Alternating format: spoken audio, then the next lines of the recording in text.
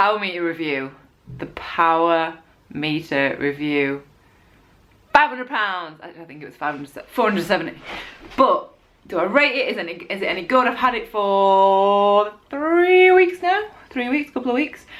Is it worth the money? Yeah. In a word, I would say yes, it fucking is worth every penny. Benefits from having a power meter. The benefits of having a power meter are Strava segments for one. Get your Strava times down. 2, you get a more consistent workout. 3, you are way more in control of your ride. And 4, they're just cool as fuck, aren't they?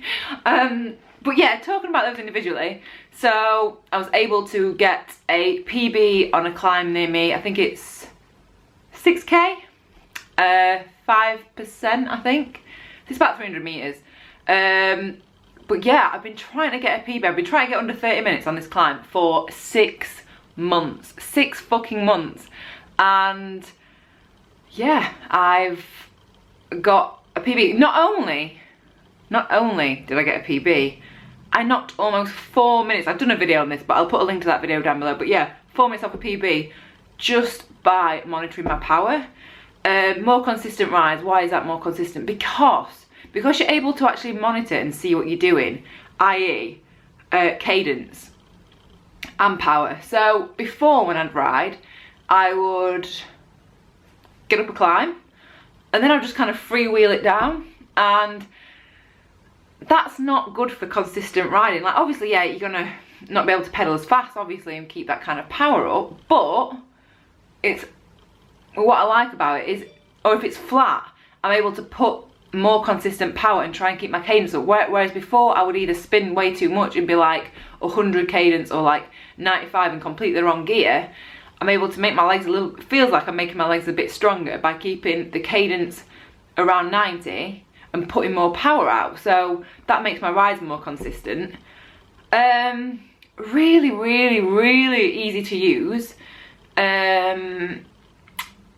Simple, so simple to set up. If you can use kind of a smartphone, you can use a fucking Garmin and a power meter. It's so easy. I'm really, really impressed by it. And another good thing is that it's made me more aware of power and cadence rather than time. I was never really interested in speed before anyway, but time, I think, before I was that's how I was trying to measure things in time rather than actual power. So time is not really important. It's obviously it is if you try to get a climb and stuff, like get a PB, but it's not important. It's power and average power, and just love it. I just really like it. I didn't think that I would like it as much as I do, but I would definitely recommend anyone getting one.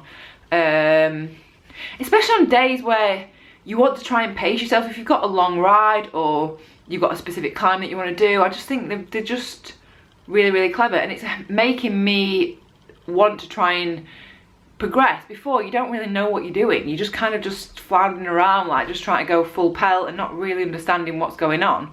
Whereas that gives you a better understanding of what you're actually doing when you're on the bike. And if you've got any questions about a power meter, as always, leave them below and I will see you next video.